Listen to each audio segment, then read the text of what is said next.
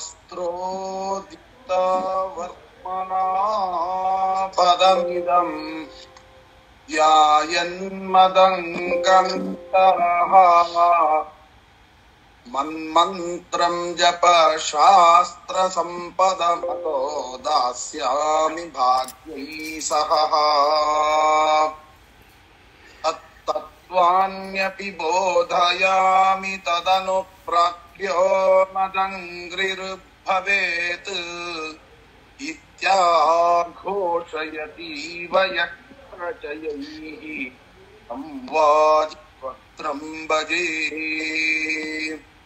ಅಸ್ಮದ್ಗುರು ಸಮಾರಂಭಾಂ ಟೀಕಾಕೃತ್ಪಾದಮಧ್ಯಗಾಂ ಶ್ರೀಮದಾಚಾರ್ಯ ಪರ್ಯಂತಾಂ ವಂದೇ ಗುರು ಪರಂಪರಾಂ. ಹರೇ ಶ್ರೀನಿವಾಸ ಗುರು ರಾಘವೇಂದ್ರ. ಶ್ರವಣ ಮಾಡುವಂತಹ ಎಲ್ಲ ಆಧ್ಯಾತ್ಮ ಬಂಧುಗಳಿಗೂ ಕೂಡ ವಂದನೆಗಳನ್ನ ಅರ್ಪಿಸುತ್ತಾ, ಇವತ್ತಿನ ಶ್ರೀನಿವಾಸ ಕಲ್ಯಾಣದ ಕಥೆ ಏನು ಅಂತಂದ್ರೆ, ನಿನ್ನೆಯ ದಿವಸ ಆ ಧರಣಿ ದೇವಿ ಆ ಆಕಾಶರಾಜ ಪತ್ನಿಯಾಗಿರುವಂತಹ ಧರಣಿ ದೇವಿಯ ಹತ್ತಿರ ಎಲ್ಲ ನಿಜವನ್ನ ಹೇಳಿ ಮಾತನ್ನು ತೆಗೆದುಕೊಂಡಿದ್ದಾಳೆ. ನಾನು ನನ್ನ ಮಗಳಾದಂತ ಪದ್ಮಾವತಿಯನ್ನ ಶ್ರೀನಿವಾಸನಿಗೆ ಕೊಟ್ಟು ಮದುವೆ ಮಾಡ್ತೇನೆ ಅಂತ ಸಂಕಲ್ಪ ಮಾಡು ಹೇಳಿ ಮಾಡಿಸಿಕೊಂಡಿದ್ದಾನೆ. ಆಗ ಕೇಳದೆ ಕೊಡಬಾರ್ದಲ್ವಾ ಅಂತ ಕೇಳಿದಾಗ ಆಗ ಹೇಳ್ತಾರೆ, ಹೀಗೆ ಕೆಲವೇ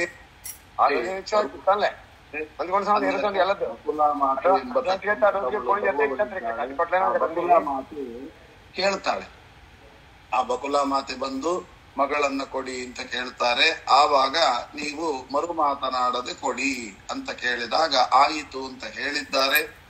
ಆವಾಗ ಅವಳು ಕೊಟ್ಟಿರತಕ್ಕಂತಹ ಬಂಗಾರದ ಮೊರದ ಬಾಗಿನ, ಮುತ್ತಿನ 3 ಸೇರು ಮುತ್ತು ಇತ್ಯಾದಿ ಏನು ಹೇಳಿದ್ದಾರೆ ಅದೆಲ್ಲವನ್ನು ಕೂಡ ತೆಗೆದುಕೊಂಡು ಹೋಗಿದ್ದಾರೆ.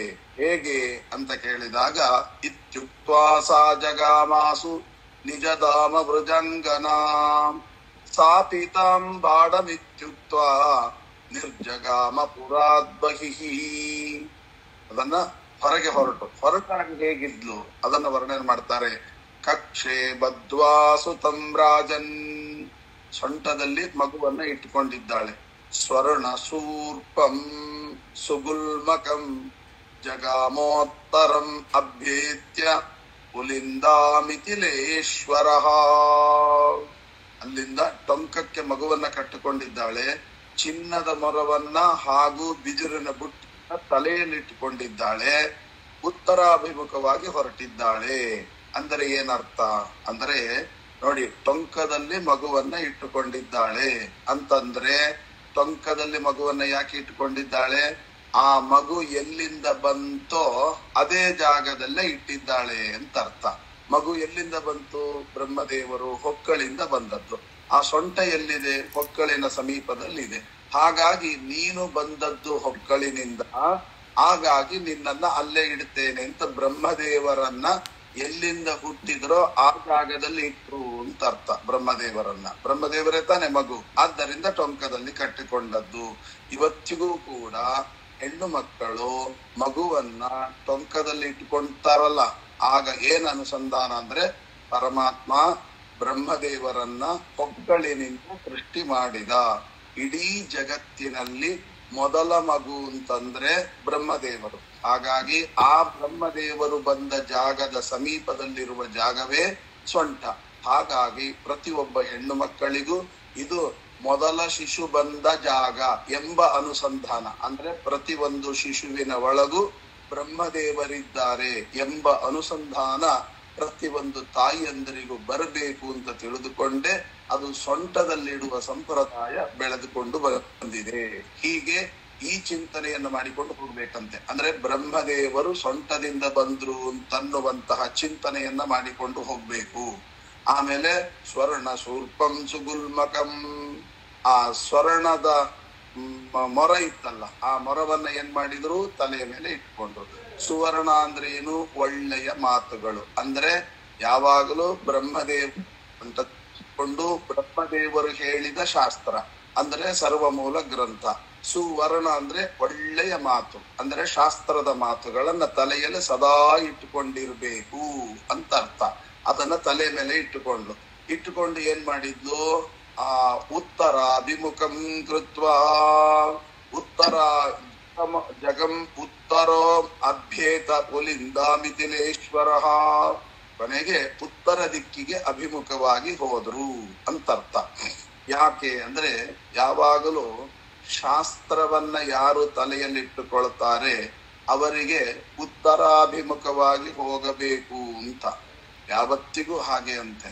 ಈಗ ತಾನು ವಾನಪ್ರಸ್ಥಕ್ಕೆ ಹೊರಡ್ತಾನೆ ಅಂತ ಇಟ್ಕೊಳ್ಳಿ, ಆಗ ಶಾಸ್ತ್ರದಲ್ಲಿ ಹೇಳಿದ್ದು ಉತ್ತರಾಭಿಮುಖವಾಗಿ ಅಂತ.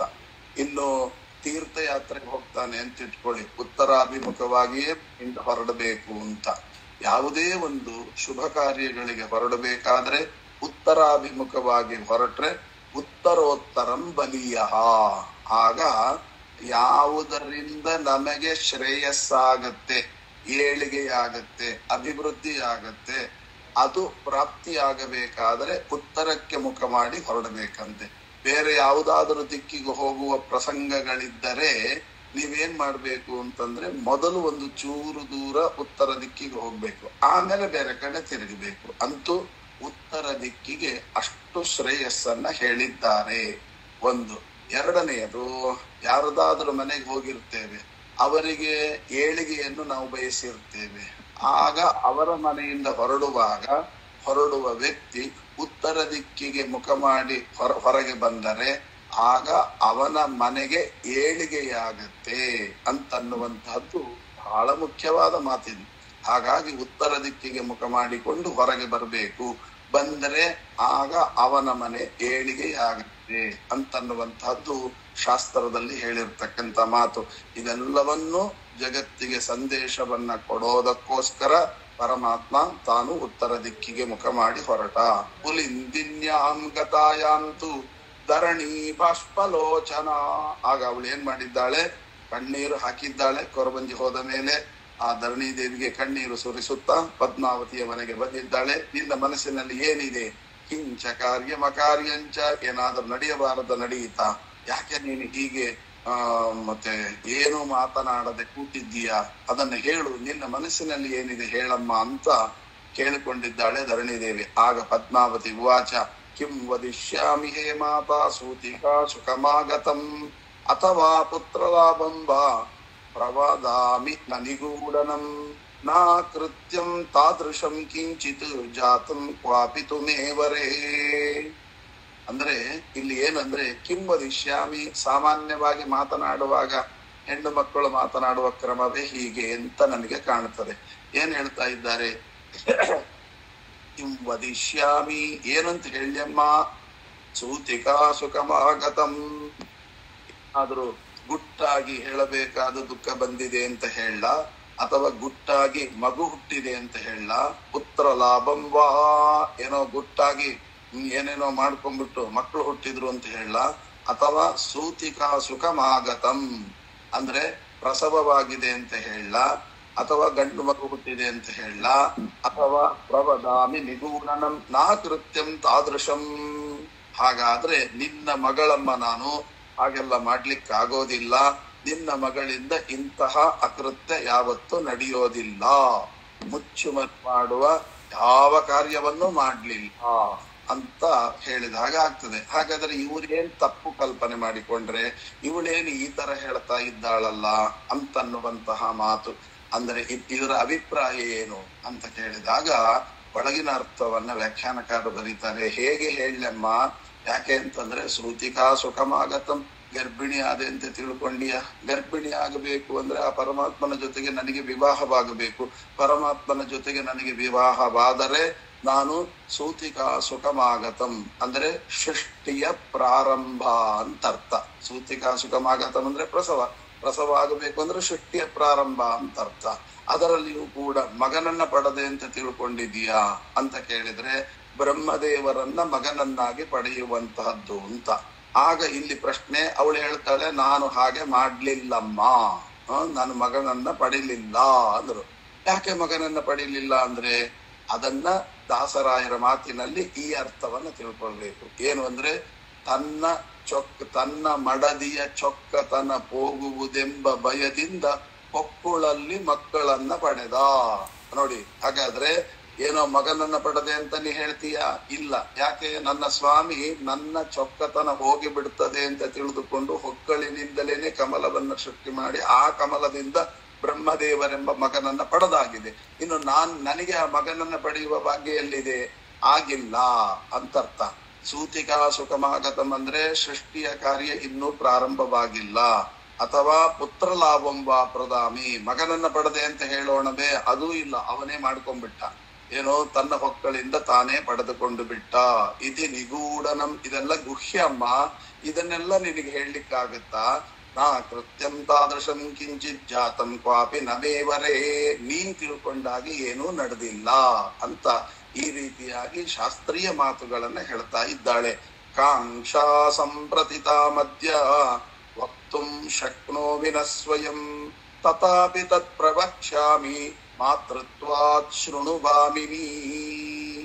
ನನಗೆ ಆದರೆ ಒಂದು ಹೇಳ್ತೇನೆ, ಒಬ್ಬ ಪುರುಷನಲ್ಲಿ ನನಗೆ ಮನಸ್ಸಾಗಿದೆ. ಸಾ ಕಾಂಕ್ಷಾ ಸಂಪ್ರತಿತಾದುದ್ಯ ವಕ್ತುಂ ಶಕ್ನೋಮಿ ನ ಸ್ವಯಂ. ಆದ್ರೆ ನಿನ್ ಮುಂದೆ ಹೇಳಲಿಕ್ಕೆ ನನಗೆ ಹಿಂಜರಿಕೆ. ಯಾಕೆ? ನಿನಗೆ ಅರ್ಥ ಆಗಬೇಕಲ್ಲ ಅಂತ ಅರ್ಥ. ಹಿಂಜರಿಕೆ ಅಂದ್ರೆ ನಾ ಏನಾದ್ರು ಹೇಳಿದ್ರೆ ನಿನಗೆ ಅರ್ಥ ಆಗಬೇಕಲ್ಲ. ಯಾಕೆ? ನನಗೆ ಒಬ್ಬ ಪುರುಷನಲ್ಲಿ, ಪುರುಷ ಅಂದ್ರೆ ಏನು? ಪುರೀಶೇತೆ ಇತಿ ಪುರುಷ, ಅನಂತ ಜೀವರಾಶಿಗಳಿದ್ದಾರಲ್ಲ, ಎಲ್ಲಾ ಜೀವರಾಶಿಗಳ ಪುರಿ ದೇಹವೆಂಬ ಪಟ್ಟಣ, ಅದರೊಳಗೆ ಶೇತೆ ಮಲಗಿರತಕ್ಕಂತ ವ್ಯಕ್ತಿಯ ಮೇಲೆ ನಂಗೆ ಮನಸ್ಸಾಗಿದೆ ಅಂದ್ರೆ ನೀನ್ ಏನ್ ಅರ್ಥ ಮಾಡ್ಕೊಂತೀಯ? ನಿನಗೇನ್ ಅರ್ಥ ಆಗುತ್ತೆ? ಆದ್ದರಿಂದ ನನಗೆ ಅವನ ಮೇಲೆ ಮನಸ್ಸಾಗಿದೆ ಅಂತಂದ್ರೆ ಏನರ್ಥ? ಈಗಲ್ಲ, ಯಾವತ್ತೋ ಆಗಿದೆ, ಅನಂತ ಕಾಲದಿಂದ ಆಗಿದೆ. ಅನಾದಿ ಕಾಲದಿಂದ ಅನಂತ ಕಾಲದವರೆಗೂ ನನಗೆ ಅವನ ಮೇಲೆ ಮನಸ್ಸೇ ಹೊರತು ಅವನನ್ನು ಬಿಟ್ಟು ಬೇರೆಯವರ ಮೇಲೆ ಯಾವತ್ತೂ ಮನಸ್ಸಾಗೋದಿಲ್ಲ ಅನ್ನುವಂತ ಮಾತನ್ನ ಇಲ್ಲಿ ಹೇಳ್ತಾ ಇದ್ದಾರೆ. ತಥಾಪಿ ತತ್ಪ್ರವಕ್ಷ್ಯಾಮಿ ಮಾತೃತ್ವ, ಆದರೂ ನಿನಗೆ ಏನು ಹೇಳಬಹುದು? ಇದೆಲ್ಲ ನಿನಗೆ ಹೇಳಿದ್ರೆ ಎಲ್ಲಿ ಅರ್ಥ ಆಗುತ್ತೆ? ಆದರೂ ನಿನಗೆ ಹೇಳಬೇಕಾದದ್ದನ್ನ ಹೇಳ್ತೇನೆ. ತ್ವಯಾಜ್ಞಪ್ತ ಗತ ಮಾತಃ ಪುಷ್ಮಾರಾಮಂ ಸಖೀಯುತ. ನಾನು ನಿನ್ನ ಅನುಮತಿಯನ್ನ ಪಡೆದೆ, ನಾನು ಸಖಿಯರ ಜೊತೆಗೆ ಉದ್ಯಾನಕ್ಕೆ ಹೋದ್ನಲ್ಲ, ಅದು ನಿನಗೆ ಗೊತ್ತಿದೆಯಲ್ಲ. ಅಲ್ಲಿ ಒಬ್ಬ ವ್ಯಕ್ತಿಯನ್ನ ನೋಡಿದೆ. ತತ್ರ ಕಶ್ಚಿತ್ ಪುಮಾನ್ ಪ್ರಾಪ್ತ, ಯಾರವನು? ಪುರಾಣ ಪುರುಷೋತ್ತಮ, ಅನಾದಿಯಾದ ಪುರುಷ ಶ್ರೇಷ್ಠನಾದಂತಹ ಒಬ್ಬ ಮಗನನ್ನ ನೋಡಿದೆ. ಯಾರು ಪುರಾಣ ಪುರುಷೋತ್ತಮ ಅಂದ್ರೆ? ಭಗವದ್ಗೀತೆಯಲ್ಲಿ 15ನೇ ಅಧ್ಯಾಯದಲ್ಲಿ ಕೊನೆಯ 5 ಶ್ಲೋಕದಲ್ಲಿ ಬರುವ ಇಡೀ ಸಾರವನ್ನ ಹೇಳಿದ್ದಾರೆ. ಯಾವುದು? ದ್ವಾವಿಮೌ ಪುರುಷೌ ಲೋಕೆ ಕ್ಷರಶ್ಚಾಕ್ಷರ ಏವಚ ಕ್ಷರಃ ಸರ್ವಾಣಿ ಭೂತಾನಿ ಕೂಟಸ್ಥೋಕ್ಷರ ಉಚ್ಯತೆ ಉತ್ತಮ ಪುರುಷಸ್ತನ್ಯಃ ಪರಮಾತ್ಮೇತ್ಯುದಾರುತಃ ಎಂಬುದಾಗಿ 5 ಶ್ಲೋಕಗಳಲ್ಲಿ ಹೇಳಿರ್ತಾರೆ. ಆದ್ದರಿಂದ ಕೂಟಸ್ಥ ಅಕ್ಷರ ಉಚ್ಯತೆ, ಆಮೇಲೆ ಕ್ಷರಕ್ಷಾಕ್ಷರ ಏವಚ, ಆಮೇಲೆ ಕ್ಷರ ಸರ್ವಾಣಿ ಭೂತಾನಿ, ಕೂಟಸ್ಥ ಅಕ್ಷರ ಉಚ್ಯತೆ, ಕೂಟಸ್ಥಳಾದಂಥವಳು ಮಹಾಲಕ್ಷ್ಮಿ, ಕ್ಷರ ಸರ್ವಾಣಿ ಬ್ರಹ್ಮಾದಿ ಸಕಲ ದೇವತೆಗಳು ಕ್ಷರರು, ಇವರೆಲ್ಲರಿಗಿಂತಲೂ ಉತ್ತಮನಾದ್ದರಿಂದ ಕಥಿತ ಪುರುಷೋತ್ತಮ ನನ್ನನ್ನ ಕರೀತಾರೆ. ಇತಿ ಗುಹ್ಯತಮಂ ಶಾಸ್ತ್ರಂ ಇದಮುಕ್ತಂ ಮಯಾ ನಘ ಏತದ್ಬುದ್ಧ್ವಾ ಬುದ್ಧಿಮಾನ್ ಸ್ಯಾತ್ ಕೃತಕೃತ್ಯಶ್ಚ ಭಾರತ ಎಂಬುದಾಗಿ ಭಗವದ್ಗೀತೆಯಲ್ಲಿ ಹೇಳಿರ್ತಕ್ಕಂಥ ವಿಚಾರ. ಆ ಕೊನೆಯ 5 ಶ್ಲೋಕ ಇದೆ ನೋಡಿ, ಬಹಳ ಬಹಳ ಬಹಳ ಬಹಳ ಶ್ರೇಷ್ಠ. ಭಗವಂತನನ್ನ ಸರ್ವೋತ್ತಮ ಎಂದು ಹೇಳುವಂತಹ, ಯಾಕೆ ಭಗವಂತ ಸರ್ವೋತ್ತಮ ಎಂದು ಹೇಳುವಂತ 5 ಅದರೆಲ್ಲ ಸಾರವನ್ನ ಇಲ್ಲಿ ಪದ್ಮಾವತಿ ಹೇಳ್ತಾ ಇದ್ದಾಳೆ. ಪುರಾಣ ಪುರುಷೋತ್ತಮ, ಅಂತಹ ಅನಾದಿಯಾದ ಪುರುಷ ಶ್ರೇಷ್ಠನಾದ ಒಬ್ಬ ಮಹಾಪುರುಷೋತ್ತಮನನ್ನು ನಾನು ಕಂಡೆ. ಯಾಕೆ? ನಾನು ಕಾಣೋದೇ ಅವನನ್ನ, ಅವನು ಬಿಟ್ರೆ ಯಾರನ್ನ ಕಾಣ್ತೇನೆ? ನಾನೇನೋ ನನ್ನ ಗಂಡನ್ನ ಕಂಡೆ. ಉಳಿದ ಸ್ತ್ರೀಯರು ತನ್ನ ಪತಿಯನ್ನ ನೋಡಬೇಕಾದ್ರೆ ಹೇಗೆ ನೋಡಬೇಕು ಅದನ್ನ ಹೇಳ್ತೇನೆ ಕೇಳು. ನಾನು ಏನೇನ್ ಕ್ವಾಲಿಟಿಯನ್ನ ಕಂಡೆ, ನನಗೆ ಯಾಕೆ ಅವನು ಇಷ್ಟ ಆದ ಅಂದರೆ, ಇಲ್ಲಿ ಬಹಳ ಮುಖ್ಯವಾಗಿ ನಾವು ಕಥೆಯನ್ನು ಕೇಳಬೇಕಾದದ್ದು, ಇವತ್ತಿನ ಕನ್ಯಾಮಣಿಗಳು ಏನು ಹುಡುಗನನ್ನ ಇಷ್ಟಪಡ್ತಾರೆ ಕೇಳಿ. ಆ ಹುಡುಗನನ್ನ ನೀನು ಇಷ್ಟಪಟ್ಟೆಯಲ್ಲ, ಯಾಕೆ? ಅವನ್ ನನ್ನನ್ನ ಲವ್ ಮಾಡ್ತಾನೆ, ಹೀಗೇನೋ ಒಂದು ಹೇಳ್ಬಹುದು. ಅಥವಾ ಅವನ ಹತ್ರ ಬೈಕ್ ಇದೆ, ಕಾರ್ ಇದೆ, ಅದು ಆಸ್ತಿ ಇದೆ, ಬಂಗಲೆ ಇದೆ, ಏನೋ ಒಂದು ಕಾರಣ ಹೇಳ್ತಾರೆ, ಉದ್ಯೋಗ, ಒಳ್ಳೆ ಉದ್ಯೋಗ ಇದೆ, ಕೈ ತುಂಬಾ ಸಂಬಳ ಬರ್ತದೆ, ಈ ತರ ಏನೋ ಒಂದು ಯೋಚನೆ ಮಾಡ್ತಾರೆ. ಇದಲ್ಲ. ಹಾಗಾದ್ರೆ ನಾವು ಒಬ್ಬ ಹುಡುಗನನ್ನ ಎರಡೂ ಕಡೆ ಪಕ್ಷ, ಹುಡುಗನನ್ನ ಹುಡುಗಿಯನ್ನ ಎರಡೂ ಕಡೆ ನೋಡುವಾಗ ಏನು ಕ್ವಾಲಿಟಿಯನ್ನ ಕಾಣಬೇಕು ಅನ್ನುವಂತಹದ್ದನ್ನ ಇವತ್ತಿನ ಕನ್ಯಾಮಣಿಗಳಿಗಾಗಲಿ ಅಥವಾ ಪುರುಷ ಮಣಿಗಳಿಗಾಗಲಿ ಪದ್ಮಾವತಿ ಹೇಳುವಂತಹ ಒಂದು ಕ್ವಾಲಿಟಿ ಅಂದ್ರೆ ಇವತ್ತು ಅದು ಬಿಟ್ಟೆ ಹೋಗಿದೆ, ಅದನ್ನೇ ಹೇಳ್ತಾ ಇದ್ದಾರೆ. ಚರಿತಂ ತಸ್ಯ ಕೃಷ್ಣಸ್ಯ ಜಾನಂತಿ ವಿಬುಧಾದಯ. ದೇವತೆಗಳು ಮೊದಲಾಗಿರತಕ್ಕಂಥವರು ಕೂಡ ಇನ್ನೂ ತನಕ ಆ ಶ್ರೀನಿವಾಸನ ಮಹಿಮೆಯನ್ನು ತಿಳಿದಿಲ್ಲ. ಇನ್ನ ಪಾಪಿಷ್ಠರಾಗಿರತಕ್ಕಂಥ ಮನುಷ್ಯರೇನು ತಿಳಿಯುತ್ತಾರೆ? ಯಾರಿಂದಲೂ ತಿಳಿಯಲಿಕ್ಕಾಗೋದಿಲ್ಲ. ಆದರೆ ನಾನೇನು ಕಂಡೆ, ನನಗೆ ಯಾಕೆ ಇಷ್ಟ ಆಯಿತು ಅಂತನ್ನುವಂತಹದ್ದನ್ನ ಪದ್ಮಾವತಿ ತನಗೆ ಇಷ್ಟ ಏನು ಅನಾದಿ ಕಾಲದಿಂದ ಅನಂತ ಕಾಲದವರೆಗೆ ಇಷ್ಟ ಆಗಿದೆ, ಈಗೇನು ಇಷ್ಟಪಡುವಂತದ್ದಲ್ಲ. ಆದರೆ ಇವತ್ತಿನ ಕನ್ಯಾಮಣಿಗಳಿಗೆ ಎಚ್ಚರಿಕೆಯ ಪಾಠವನ್ನ, ದಾರಿದೀಪವನ್ನ ತೋರಿಸ್ತಾ ಇದ್ದಾಳೆ. ನಾನೇನ್ ನೋಡಿದೆ ಅಂತ ಹೇಳಿದ್ರೆ ಅದಕ್ಕೆ ಹೇಳ್ತಾರೆ, ತಥೋತ್ತರೇ ಶಂಕವರೋ ರಾಜತೆ ರಾಜಹಂಸಾತ್ ಯತ್ಕಂಠೆ ಕೌಸ್ತುಭಂ ರತ್ನಂ ಕರ್ಣೇ ಮಕರ ಕುಂಡಲೇ. ನೋಡಿ, ಎಡಗೈಯಲ್ಲಿ ಶಂಖ ಚಂದ್ರನಂತೆ ಹೊಳಿತಾ ಇತ್ತು, ಆಮೇಲೆ ಕೊರಳಲ್ಲಿ ಕೌಸ್ತುಭಮಣಿ, ಕಿವಿಯಲ್ಲಿ ಮಕರ ಕುಂಡಲ ಇತ್ತು. ಅಂದ್ರೆ ಏನರ್ಥ? ಕೊರಳಲ್ಲಿ ಒಂದು ತುಳಸಿ ಮಣಿ ಹಾರ, ಆಮೇಲೆ ಕಿವಿಯಲ್ಲಿ ಓಲೆ. ಇಂತಹ ಹುಡುಗನನ್ನ ಇಷ್ಟಪಡಬೇಕು ಅಂದ್ರೆ ಓಲೆ ಇವತ್ತೆಲ್ಲರೂ ಕೆಲವರು ಹಾಕ್ತಾರೆ, ಹಾಗೆ ಅರ್ಥ ಅಲ್ಲ. ಅದರ ಅಭಿಪ್ರಾಯ ಏನು ಅಂದ್ರೆ ಕೊರಳಲ್ಲಿ ಕೌಸ್ತುಭಮಣಿ ಅಂತಂದ್ರೆ, ಕೌಸ್ತುಭ ಅಂತಂದ್ರೆ ಸಂಸ್ಕೃತದಲ್ಲಿ ಏನು ಅಂದ್ರೆ ಕುತ್ಸಿತವಾದ ವಿಚಾರ ಯಾವುದೂ ಹೃದಯದಲ್ಲಿ ಇಲ್ಲ ಅಂತ ಅರ್ಥ. ಕೌಸ್ತುಭ ಅಂದ್ರೆ ಕುತ್ಸಿತವಾದ ವಿಚಾರ ಇಲ್ಲದೆ ಕೇವಲ ಒಳ್ಳೆಯ ವಿಚಾರವನ್ನ ಮಾತ್ರ ಹೃದಯದಲ್ಲಿ ತುಂಬಿಕೊಂಡಿದ್ದಾನೆ, ಅದೇ ಕೌಸ್ತುಭ ಮಣಿ ಅಂತ. ಕಿವಿಯಲ್ಲಿ ಮಕರ ಕುಂಡಲ ಅಂದ್ರು. ಅಂದ್ರೆ ಏನು ಗೊತ್ತಾ? ತತ್ವಜ್ಞಾನ. ಕರ ಅಂದ್ರೆ ಕರೋತೀತಿ ಕರ, ತತ್ವಜ್ಞಾನವನ್ನ ಹೆಚ್ಚಿಗೆ ಉಂಟು ಮಾಡುವ ಶಾಸ್ತ್ರಗಳು ಕಿವಿಯಲ್ಲಿ ಸದಾ ಇರಬೇಕು. ಅದನ್ನೇ ಮಕರ ಕುಂಡಲವಾನ್ ಅಂತ ಚಿಂತನೆ. ಇಂತಹ ನಮ್ಮ ಸ್ವಾಮಿಯನ್ನು ನಾನು ಇಷ್ಟಪಟ್ಟೆ. ಅಂದ್ರೆ ಕಿವಿಯಲ್ಲಿ ಸದಾ ಶಾಸ್ತ್ರಾರ್ಥ ವಿಚಾರ ಯಾರ ಕಿವಿಯಲ್ಲಿ ಗುಯ್ಗುಟ್ಟುತ್ತಿರ್ತದೆ, ಮತ್ತೆ ಕೆಟ್ಟ ವಿಚಾರಗಳಿಗೆ ಹೃದಯದಲ್ಲಿ ಆಸ್ಪದವಿಲ್ಲ. ನೋಡಿ, 2 ಕ್ವಾಲಿಟಿ ಆಯ್ತು. ಈಗ ಆ ಪದ್ಮಾವತಿ ಹೇಳೋದು 2 ಕ್ವಾಲಿಟಿ ನೋಡಿದೆ. ಅವನ ಹೃದಯದಲ್ಲಿ ಕೆಟ್ಟ ಯೋಚನೆಯೇ ಇಲ್ಲ, ಕಿವಿಯಲ್ಲಿ ಸದಾಕಾಲ ಭಗವಂತನ ಶಾಸ್ತ್ರ ಶ್ರವಣ ಮಾಡುವಂತಹ ಸ್ವಭಾವ ಉಳ್ಳವ. ಇನ್ನು ಯಸ್ಯ ಚಕ್ರ ಪ್ರಭಾವೇಣ ದಗ್ಧ ವಾರಾಣಸೀಪುರೀಂ, ಯಾರ ಚಕ್ರದ ಮಹಿಮೆಯಿಂದ ಇಡೀ ಕಾಶಿ ಪಟ್ಟಣ ಸುಟ್ಟು ಹೋಯಿತೋ, ಯಾವ ಶಂಖಧ್ವನಿಯನ್ನ ಕೇಳಿ ರಾಕ್ಷಸರು ಓಡಿ ಹೋದರೋ ಅಂತಹ ಶಂಖಚಕ್ರ ಚಿಹ್ನೆ ಸದಾ ದೇಹಕ್ಕೆ ಮೂಡಿಸಿಕೊಂಡಿರುವವ. ಅದು ತಪ್ತ ಮುದ್ರಧಾರಣೆಯಾಗಿರಬಹುದು ಅಥವಾ ಪ್ರತಿನಿತ್ಯ ಊರ್ಧ್ವ ಪುಂಡ್ರ ತಿದ್ದದವನ ಕರ್ಮವ್ಯಾತಕೆ ಎಂಬ ಮಾತನ್ನ ವಿಜಯರಾಯರು ನಮಗೆ ತಿಳಿಸಿಕೊಟ್ಟಿದ್ದಾರೆ. ಹಾಗಾಗಿ ಊರ್ಧ್ವ ಪುಂಡ್ರಧಾರಣೆ ಇಲ್ಲದೆ ಯಾವ ಕೆಲಸವನ್ನು ಮಾಡಬಾರದು ಅಂತ ಶಾಸ್ತ್ರ ಹೇಳಿದ್ದರಿಂದ ಅದೆರಡನ್ನು ಕೂಡ ಗಟ್ಟಿಯಾಗಿ ಅನುಸರಣೆ ಮಾಡುವವ. ಅಂದ್ರೆ ಶಂಖಚಕ್ರಾದಿಗಳನ್ನ ಹಣೆಯಲ್ಲಿ ಸದಾ ಇಟ್ಟುಕೊಳ್ಳುವವ. ಆದರೆ ಶಂಖಚಕ್ರಕ್ಕೆ ಇಟ್ಟುಕೊಳ್ಳುವಾಗ ಸುಮ್ಮನೆ ಒಂದು ಲೋಹ ಅಂತ ಅಂಟಿಸಿಕೊಳ್ಳಲ್ಲ. ಮತ್ತೆ ಏನು, ಇಡೀ ಕಾಶಿ ಪಟ್ಟಣವೇ ಸುಟ್ಟು ಹೋಗಿರತಕ್ಕಂತಹ ಚಕ್ರದ ಮಹಿಮೆ ಅಂದರೆ ಎಲ್ಲ ದುಷ್ಟ ಗುಣಗಳನ್ನು ಸುಟ್ಟು ಹಾಕುವ ಯೋಗ್ಯತೆ ಉಳ್ಳದ್ದು ಚಕ್ರ ಅಂತ. ಸುದರ್ಶನ ಮಹಾಜ್ವಾಲ ಕೋಟಿ ಸೂರ್ಯ ಸಮಪ್ರಭ ಅಜ್ಞಾನಂದಸ್ಯ ಮೇ ನಿತ್ಯಂ ವಿಷ್ಣೋರ್ ಮಾರ್ಗಂ ಪ್ರದರ್ಶಯ ಅನ್ನುವ ಮಂತ್ರವನ್ನ ಹೇಳಿ ಯಾರು ತಪ್ತ ಮುದ್ರಧಾರಣೆ ಮಾಡಿಕೊಳ್ತಾರೆ, ಹಾಗೆ ಪ್ರತಿನಿತ್ಯ ಚಕ್ರದ ಧಾರಣೆಯನ್ನ ಮಾಡಿಕೊಳ್ತಾರೆ.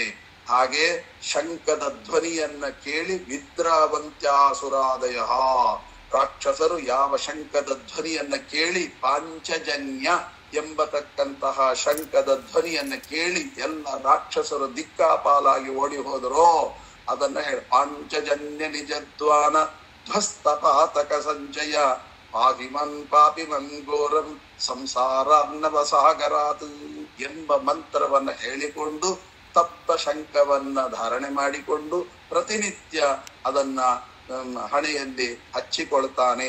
ಅಂತಹವನು ನನ್ನ ಗಂಡ, ಆದ್ದರಿಂದ ನಾನು ಅವನನ್ನ ಇಷ್ಟಪಟ್ಟೆ. ನೋಡಿ ಇಂತಹ ಕ್ವಾಲಿಟಿಗಳು. ಅಂದ್ರೆ ಒಂದು ಕನ್ಯಾಮಣಿ ನೋಡುವ ಕ್ರಮ ಹೀಗಿರ್ಬೇಕಂತೆ. ಅಂದ್ರೆ ಪ್ರತಿನಿತ್ಯ ಸದಾಚಾರ ಸಂಪನ್ನನಾಗಿದ್ದಾನೆ, ಹೃದಯದಲ್ಲಿ ಕೆಟ್ಟ ಗುಣಗಳಿಲ್ಲ, ಕಿವಿಯಲ್ಲಿ ಸದಾಕಾಲ ಶಾಸ್ತ್ರಾರ್ಥ ವಿಚಾರವನ್ನ ಮಾಡ್ತಾ ಇದ್ದಾನೆ.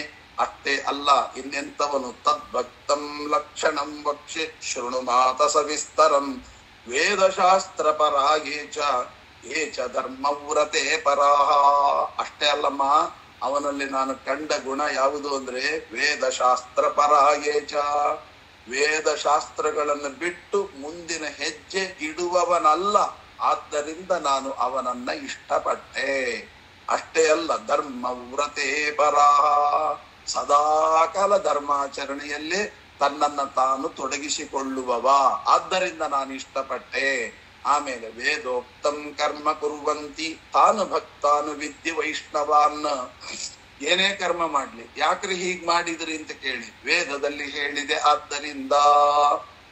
ಅದಕ್ಕೆ ನಮ್ಮ ಶ್ರೀಮದ್ ಆಚಾರ್ಯ ಇದೆಲ್ಲಾ ಸಾರವನ್ನ ಕೇಳಿ ಗೀತಾ ಗೀತಾ ತಾತ್ಪರ್ಯ ನಿರ್ಣಯದಲ್ಲಿ ಧರ್ಮ ಅಂದ್ರೆ ಏನು ಅಂತ ಕೇಳ್ತಾರೆ. ಆಗ ಹೇಳ್ತಾರೆ, ವೇದ ಪ್ರಣಿಹಿತೋ ಧರ್ಮ ತದ್ವಿರುದ್ಧ ಸರ್ವೋಪ್ಯ ಧರ್ಮ.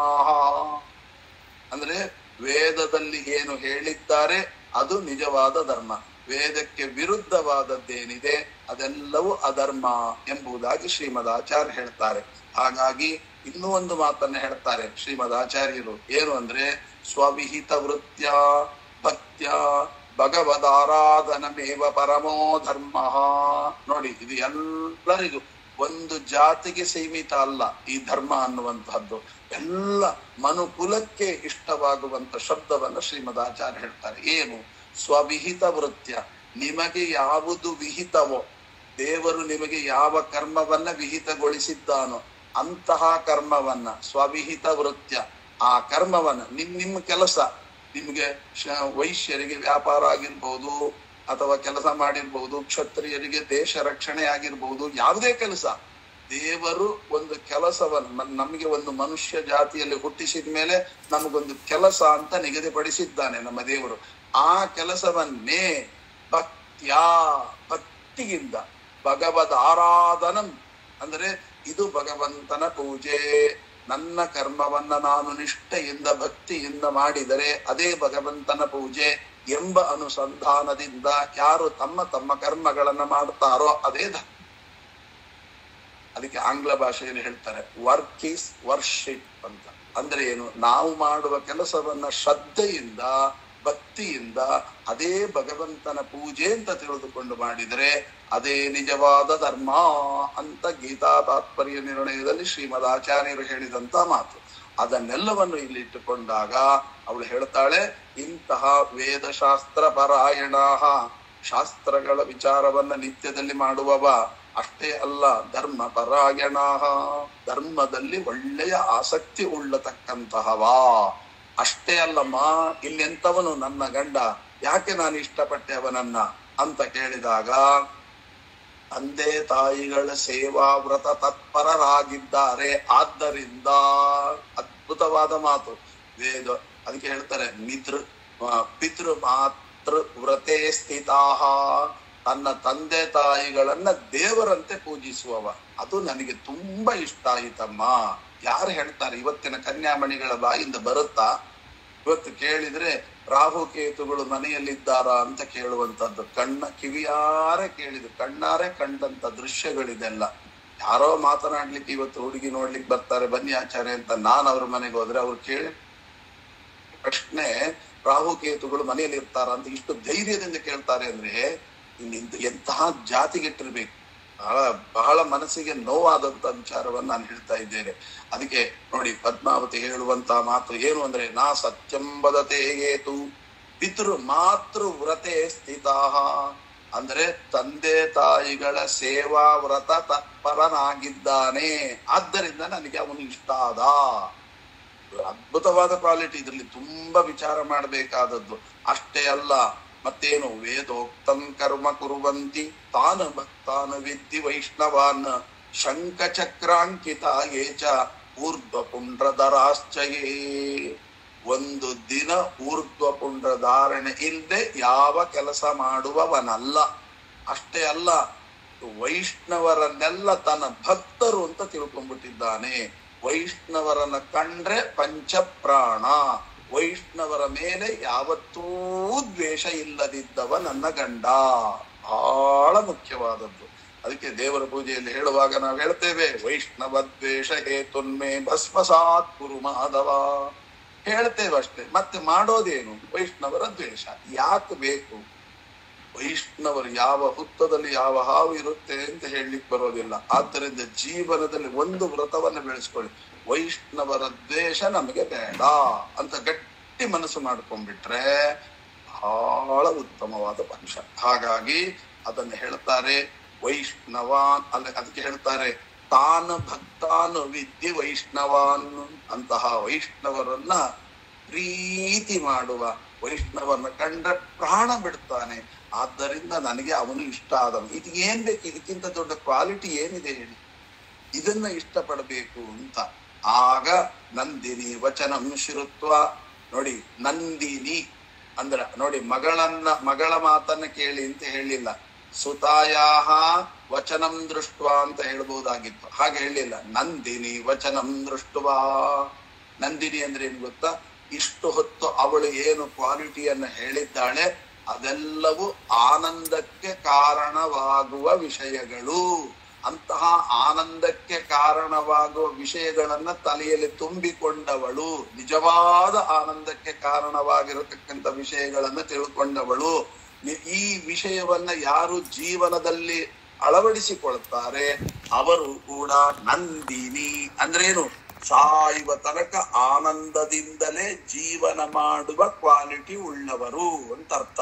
ಇವಳೆಂತವಳಾಗಿದ್ದಾಳೆ? ನಿಜವಾದ ಆನಂದವನ್ನ ಕಂಡುಕೊಂಡವಳು. ಅದಕ್ಕೆ ಅವಳಿಗೆ ನಂದಿನಿ ಅಂತ ಕರೆದ್ರು. ನಂದಿನಿ ವಚನಂ ಶ್ರುತ್ವ ಸಾ ಆನಂದ ವಾಕ್ಯಮಬ್ರವೀತು. ತನಗೂ ಆನಂದ ಆಗೋಯ್ತು. ಈಗ ನಿಜವಾದ ಆನಂದದ ಮಾರ್ಗವನ್ನು ಕಂಡುಕೊಂಡ ಮೇಲೆ ಯಾವ ತಂದೆ ತಾಯಿಗಳಿಗೆ ಆನಂದ ಆಗೋದಿಲ್ಲ ಹೇಳಿ? ಆದರೆ ಇವತ್ತಿನ ತಂದೆ ತಾಯಿಗಳು ರಾಹುಕೇತುಗಳಿಲ್ಲ ಅಂತ ಹೇಳಿದ ಕೂಡಲೇ ಸಂತೋಷ ಪಡುವ ತಂದೆ ತಾಯಿಗಳು. ಯಾವ ಕರ್ಮಕ್ಕೆ ನಾವು ಇಳಿದಿದ್ದೇವೆ? ಆಗ ಧರಣಿ ದೇವಿ ಹೇಳ್ತಾಳೆ, ಸತ್ಯಂ ವದ ಮಹಾರೋಹೆ ಬ್ರಹ್ಮೋವಾಜ್ವರ ಕಾರಣಂ. ಇಷ್ಟೇ ತಾನೆ, ಬೇರೆ ಏನಿಲ್ವಲ್ಲ ಅಂತ ಕೇಳಿದಾಗ ಪದ್ಮಾಪತಿ ಉವಾಚ ಸತ್ಯಂ ವದಾಮಿ ಹೇ ಮಾತಃ ದೃಷ್ಟ ಏವ ಮಹಾಪ್ರಭು. ಸತ್ಯವನ್ನೇ ಹೇಳ್ತೇನೆ ಅಂತ ಹೇಳಿದಲ್ಲ, ಮತ್ತೆ ಮತ್ತೆ ಸತ್ಯ ಅಂತ ಯಾಕೆ ಹೇಳ್ಬೇಕು? ಸತ್ಯ ಅನ್ನುವ ಶಬ್ದಕ್ಕೆ ಸತ್ ಶಬ್ದಂ ಉತ್ತಮಂ ಬ್ರೂಯಾತ್ ಆನಂದಂ ತೀತಿ ವೈವದೇತಿ ಯ ಜ್ಞಾನ ಬುಧೀರಿತಃ. ಸತ್ ತೀಯ ಉತ್ತಮವಾದ ಜ್ಞಾನಾನಂದ ಸ್ವರೂಪನ ಬಗ್ಗೆನೇ ವದಾಮಿ ಅಂತ. ಸತ್ಯಂ ವದಾಮಿ ಅಂದ್ರೆ ಆ ಉತ್ತಮವಾದ ಜ್ಞಾನಾನಂದ ಸ್ವರೂಪನಾದವನೇ ಅವನು ಎಂಬುದಾಗಿ ಹೇಳ್ತೇನೆ ಕೇಳು.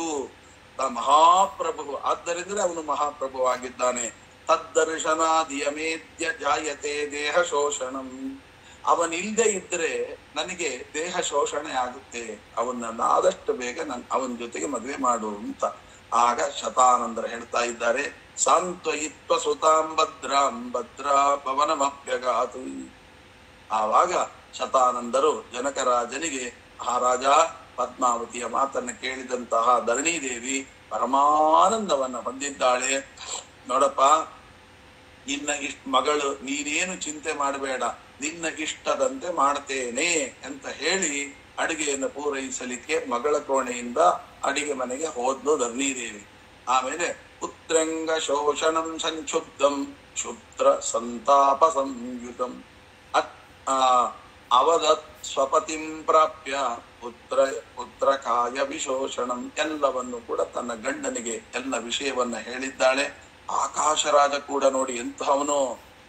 ಅದಕ್ಕೆ ಹೇಳುತ್ತಾರೆ, ಪಾಪ ಆಕಾಶರಾಜ ತನ್ನ ಪ್ರೀತಿಯ ಮಗಳ ಅಂಗ ಶೋಷಣೆಯಿಂದಾಗಿ ದುಃಖಿತನಾಗಿ ಅನ್ನಾಹಾರಾದಿಗಳನ್ನ ತ್ಯಜಿಸಿದ್ದಾನೆ.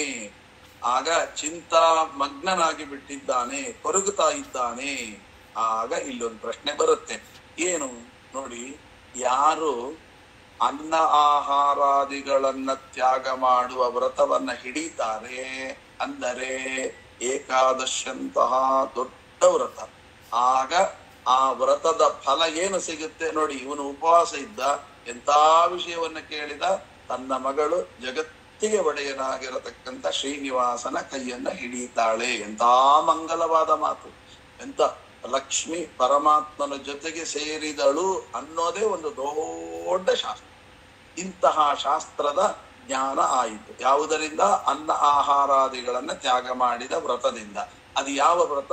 ಏಕಾದಶಿ ವ್ರತ. ಏಕಾದಶಿ ಉಪವಾಸ ಮಾಡಿದರೆ ಭಗವಂತನ ತತ್ವಜ್ಞಾನ ಬಿಟ್ಟು ಇನ್ನೇನು ಫಲ ಅಲ್ಲ, ಅದಕ್ಕಿಂತ ದೊಡ್ಡ ಫಲವೇ ಇಲ್ಲ, ಅಂತಹ ಫಲ ಸಿಗುತ್ತೆ ಅಂತ ಒಳಗಿನ ಅಭಿಪ್ರಾಯ. ಹೀಗೆ ಶ್ರೀನಿವಾಸನಿಗೆ ನನ್ನ ಮಗಳನ್ನು ಕೊಟ್ಟು ವಿವಾಹ ಮಾಡೋದೇ ಈಗ ಅತ್ಯುತ್ತಮ ಮಾರ್ಗ. ಅಲ್ರಿ, ಯಾರಾದರೂ ಈ ಕಾಡಿನಲ್ಲಿರುವ ಕಿರಾತನಿಗೆ ಕೊಟ್ಟು ಮದುವೆ ಮಾಡ್ತಾರೆ, ಅದು ರಾಜ, ನಾರಾಯಣಪುರದ ರಾಜ.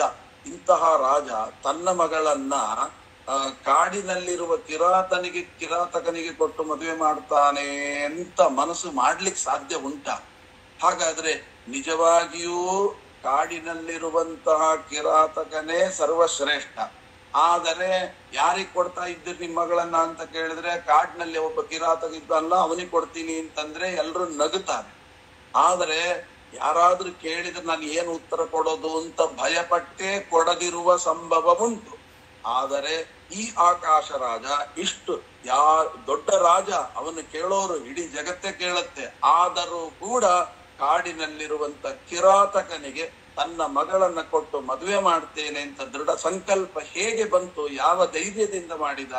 ಅಂದ್ರೆ ಅನ್ನ ಆಹಾರಾದಿಗಳನ್ನ ತ್ಯಾಗ ಮಾಡಿದ ವ್ರತದಿಂದ ಈ ಧೈರ್ಯ ಬಂತು ಅಂತ ಶ್ರೀನಿವಾಸ ಕಲ್ಯಾಣ ಹೇಳುತ್ತೆ. ಅಂದರೆ ಅನ್ನ ಆಹಾರಾದಿಗಳನ್ನ ತ್ಯಾಗ ಮಾಡುವ ವ್ರತ ಅಂದ್ರೆ ಏಕಾದಶಿ ವ್ರತ. ಯಾವನು ಜೀವನದಲ್ಲಿ ಏಕಾದಶಿ ಉಪವಾಸ ವ್ರತ ಮಾಡ್ತಾನೆ, ನೋಡ್ಲಿಕ್ಕೆ ಜಗತ್ನಲ್ಲಿ ಎಂಥವನಿಗೆ ಕೊಡ್ತೀಯಪ್ಪ ಅಂತ ಯಾರು ಹೇಳಿದ್ರು ಕೂಡ ಧೈರ್ಯವಾಗಿ ಉತ್ತರ ಕೊಡುವಂತಹ ತಾಕತ್ತು ಬರುತ್ತೆ ಏಕಾದಶಿ ವ್ರತದಿಂದ. ಆದ್ದರಿಂದ ಎಲ್ಲ ವ್ರತಗಳೆಲ್ಲ ಏಕಾದಶಿ ಉಪವಾಸ ವ್ರತದ ಹಿಂದೆ ಅಂತ ಹೇಳಿದ ಉದ್ದೇಶವೇ ಅದು. ಅದಕ್ಕೋಸ್ಕರವಾಗಿ ಯಾವತ್ತಿಗೂ ನಮ್ಮ ಮಕ್ಕಳನ್ನ ಯಾರಿಗಾದ್ರೂ ಕೊಟ್ಟು ಮದುವೆ ಮಾಡ್ಬೇಕಾದ್ರೆ ನಾವು ನೋಡಬೇಕಾದ ಕ್ವಾಲಿಟಿಗಳು ಏನು ನೋಡಿ. ಪದ್ಮಾವತಿ ಹೇಳಿದಂತ ಕ್ವಾಲಿಟಿಯನ್ನ ಹುಡುಗಿಯ ತಂದೆ ತಾಯಿಗಳೂ ನೋಡ್ಬೇಕು, ಹುಡುಗನ ತಂದೆ ತಾಯಿಗಳು ನೋಡ್ಬೇಕು, ಹುಡುಗನೂ ನೋಡ್ಬೇಕು, ಹುಡುಗಿಯೂ ನೋಡ್ಬೇಕು. ಎಲ್ಲರೂ ಕೂಡ ನೋಡುವ ದೃಷ್ಟಿಕೋನ. ಈ ದೃಷ್ಟಿಕೋನ ನಮ್ಗೆ ಹೆಂಗ್ ಸಿಗುತ್ತೆ ಅಂತಂದ್ರೆ ಏಕಾದಶಿಯಂತಹ ಶ್ರೇಷ್ಠವಾದ ವ್ರತವನ್ನ ಮಾಡೋದರಿಂದ ಇಂತಹ ಸನ್ಮಾರ್ಗಗಳು ನಮಗೆ ಪ್ರಾಪ್ತಿಯಾಗತ್ತೆ ಅಂತನ್ನುವಂತಹದ್ದನ್ನ ಇಲ್ಲಿ ಹೇಳ್ತಾ ಇದ್ದಾರೆ. ಶ್ರೀನಿವಾಸನಿಗೆ ಮಗಳನ್ನ ಕೊಟ್ಟು ವಿವಾಹ ಮಾಡಿದರೆ ಈ ಎಲ್ಲ ಸಮಸ್ಯೆಗಳು ಪರಿಹಾರ ಆಗುತ್ತೆ ಎಂಬ ತಲೆಯ ಜ್ಞಾನ ಅವನಿಗೆ ಪ್ರಾಪ್ತಿ ಆಯಿತು ಆಕಾಶರಾಜನಿಗೆ. ಆಗ ಇಷ್ಟೆಲ್ಲ ಹೇಳಿ ಅವರು ಹೋಗಿ ಆಯ್ತು, ಇವರಿಗೂ ಮನಸ್ಸು ಪರಿವರ್ತನೆ ಆಯಿತು. ನೋಡಿ, ಅವನು ಉಪವಾಸ ಮಾಡಿದ್ದರಿಂದ, ಏಕಾದಶಿ ಉಪವಾಸ ಮಾಡಿದ್ದರಿಂದ ಏನ್ ಲಾಭ ಆಯ್ತು ಅವನಿಗೆ? ಉಪವಾಸ ಮಾಡಿದ್ದರಿಂದ ಪದ್ಮಾವತಿಯನ್ನು ಕಿರಾತನಿಗೆ ಕೊಟ್ಟು ಮದುವೆ ಮಾಡ್ತಾರೆ. ಆದ್ರೆ ಹೆಂಡತಿದು ಒಂದು ಸಮಸ್ಯೆ ಇತ್ತು. ಏನು ಅಂತ? ಯಾರೂ ಹೆಣ್ಣನ್ನು ಕೇಳಿಕೊಂಡು ಬರದೆ ನಾವು ಹೇಗೆ ಕೊಡ್ತೀವಿ ಅಂತ ಹೇಳೋದು ಅಂತ ಒಂದು ದೊಡ್ಡ ಸಮಸ್ಯೆ ಇತ್ತು. ಅದಕ್ಕೆ ಸರಿಯಾಗಿ ಏತಸ್ಮಿನ್ನೇವ ಸಮಯೇ ಕನ್ಯಾಶ್ಚ ಬಕುಲಾನ್ವಿತಾ ಅಭಿಷಿಚ್ಯ ಜಗನ್ನಾಥಂ ಶಂಕರಂ ಬ್ರಾಹ್ಮಣೈ ಸಹ ಸಂಭಾರಾನ್ ಶಿರಸಾ ಧೃತ್ವಾ ಬ್ರಾಹ್ಮಣೈ ಸ್ವಪುರೋಹಿತೈ ರಾಜಧಾನೀಂ ಸಮಾಸಾದ್ಯ ಅಂತರ್ಭವನಮಪ್ಯಯುಃ. ನೋಡಿ, ಆಗ ಬಕುಲಾದೇವಿಯ ಜೊತೆಗೆ ಏನು ಧರಣೀದೇವಿ ಕಳಿಸಿದ್ಲಲ್ಲ ತನ್ನ ಸಖಿಯರನ್ನ, ಅವರೆಲ್ಲರೂ ಕೂಡ, ಆ ಕನ್ಯಕೆಯರೆಲ್ಲರೂ ಕೂಡ ಬಕುಲಾದೇವಿಯ ಜೊತೆಗೆ ಅಗಸ್ತ್ಯೇಶ್ವರನಿಗೆ ಅಭಿಷೇಕಾದಿಗಳನ್ನ ಮಾಡಿ, ಯಾರಿಂದ? ಬ್ರಾಹ್ಮಣರಿಂದ ಅಭಿಷೇಕಾದಿಗಳನ್ನ, ಬ್ರಾಹ್ಮಣೈಹಿ ಸ್ವಪುರೋಹಿತೈಹಿ, ತನ್ನ ಪುರೋಹಿತರು, ಮನೆ ಪುರೋಹಿತರು ಅಂತ ಇರ್ತಾರೆ, ಅವರಿಂದ ಯಾರಿಗೆ? ಮತ್ತೆ ಶಂಕರಂ ಅಂದ್ರೆ ಶಂಕರಂ ಅಭಿಷೇಕ್ಯ. ಶಂಕರಂ ಅಂತಂದ್ರೆ ರುದ್ರದೇವರಿಗೆ ಅಭಿಷೇಕ ಮಾಡಬೇಕು. ಆದರೆ ಇದ್ರಲ್ಲಿ ನೋಡಿ ಶ್ರೀನಿವಾಸ ಕಲ್ಯಾಣ ಹೇಳ್ತಾರೆ, ಅಭಿಶಿಷ್ಯ ಜಗನ್ನಾಥಂ ಶಂಕರಂ ಬ್ರಾಹ್ಮಣೈ ಸಹ. ಅಂದ್ರೆ ಏನು? ಆ ರುದ್ರದೇವರಿಗೆ ಅಭಿಷೇಕ ಮಾಡ್ತೇವೆ ಅಂತ ಹೇಳ್ಕೊಳ್ಬಾರ್ದು. ರುದ್ರದೇವರ ಒಳಗಡೆ ಇರುವಂತಹ ರುದ್ರಾಂತರ್ಗತ ನರಸಿಂಹ ಅಂತ, ಜಗನ್ನಾಥ ಅಂದ್ರೆ ನರಸಿಂಹ ಅಂತ ಅರ್ಥ. ಆ ನರಸಿಂಹನಿಗೆ ಅಭಿಷೇಕ ಮಾಡಿಸಿಕೊಂಡು ಬಂದ್ರು. ಸಂಭಾರಾನ್ ಶಿರಸಿ, ಆ ಪ್ರಸಾದಾದಿಗಳನ್ನೆಲ್ಲವನ್ನೂ ಕೂಡ ಶಿರಸಿನಲ್ಲಿಟ್ಟುಕೊಂಡು ಬಂದ್ರಂತೆ. ಯಾವಾಗ್ಲೂ ದೇವಸ್ಥಾನದಲ್ಲಿ ಪೂಜಾ ಮಾಡಿಸಿ ಬಿಡ್ತೇವೆ, ಕೊಟ್ಟ ಪ್ರಸಾದವನ್ನ ಅಲ್ಲೇ ನೋಡ್ಬೇಕು. ಮಂತ್ರಾಕ್ಷತೆ ಕೊಟ್ಟಿರ್ತಾರೆ, ಎಲ್ಲೋ ಆ ಕಂಬದಲ್ಲೇ ಹಾಕು, ಇಲ್ಲೇ ಹಾಕು, ಆ ಕಟ್ಟೆ ಮೇಲೆ ಇಡೋ, ಯಾವತ್ತೂ ಮಾಡಬಾರ್ದು. ಅವ್ರಿಗೆ ಏನು ಕೊಟ್ಟಿರ್ತಾರೆ ಒಂದು ಕಾಳು ವ್ಯರ್ಥ ಆಗ್ಬಾರ್ದು. ಅಷ್ಟು ಚೆನ್ನಾಗಿ ಅದನ್ನ ರಕ್ಷಣೆ ಮಾಡ್ಕೊಂಡು, ಅದೇ ಅವರ ಅನುಗ್ರಹ ಪ್ರಸಾದ. ಅವ್ರಿಗೆ ಕೊಟ್ಟದ್ದನ್ನ 2 ಕಾಳು ಇಟ್ಕೊಂಡು ಅಲ್ಲೇ ಸೈಡ್ ನೋಡ್ಬೇಕು, ಆ ಕಾಲ್ನಲ್ಲೆಲ್ಲ ಬಿದ್ದಿರ್ತದೆ. ಒಂದು ಕಾಳು ವ್ಯರ್ಥ ಆಗ್ಬಾರ್ದು. ಅಷ್ಟು ಚೆನ್ನಾಗಿ ಅದನ್ನ ರಕ್ಷಣೆ ಮಾಡ್ಕೊಂಡು ಮನೆಗೆ ಬರ್ಬೇಕು. ದಿನ 2 ಕಾಳು ಹಾಕೊಂಡ್ರೆ ಗಂಟೆ ಏನು ಹೋಗುತ್ತೆ. ಪ್ರಸಾದವನ್ನ ಯಾವತ್ತು ಕೆಲವ್ರು ನೋಡ್ಬೇಕು, ಅಲ್ಲೇ ಕುಕ್ಕುತ್ತಾರೆ, ಅಲ್ಲೇ ಬಿಸಾಡ್ತಾರೆ, ಅಲ್ಲೇ ಅರ್ಧಂಬರ್ಧ ತಿಂತಾರೆ, ಹೋಗ್ತಾರೆ, ಎಲ್ಲ ಯದ್ವಾ ತದ್ವಾ. ಯಾವತ್ತೂ ಹಾಗಲ್ಲ. ಅದನ್ನ ಸೀದಾ ಮನೆಗೆ ತಗೊಂಡು ಬಂದು ಅದನ್ನ ಸ್ವೀಕಾರ ಮಾಡಬೇಕು. ಇದು ಶಾಸ್ತ್ರ. ಹಾಗಾಗಿ ಪ್ರಸಾದವನ್ನ ಶಿರಸ್ಸಿನ ಮೇಲೆ ಇಟ್ಟುಕೊಂಡು, ಏತಸ್ಮಿನ್ನೇವ ಸಮಯೇ, ಅದಕ್ಕೆ ಸಂಭಾರಾನ್ ಶಿರಸಾಧೃತ್ವ, ತಲೆಯ ಮೇಲೆ ಹೊತ್ಕೊಂಡ್ಬರಬೇಕು ಅಂತಿದೆ ಆ ಪ್ರಸಾದವನ್ನ.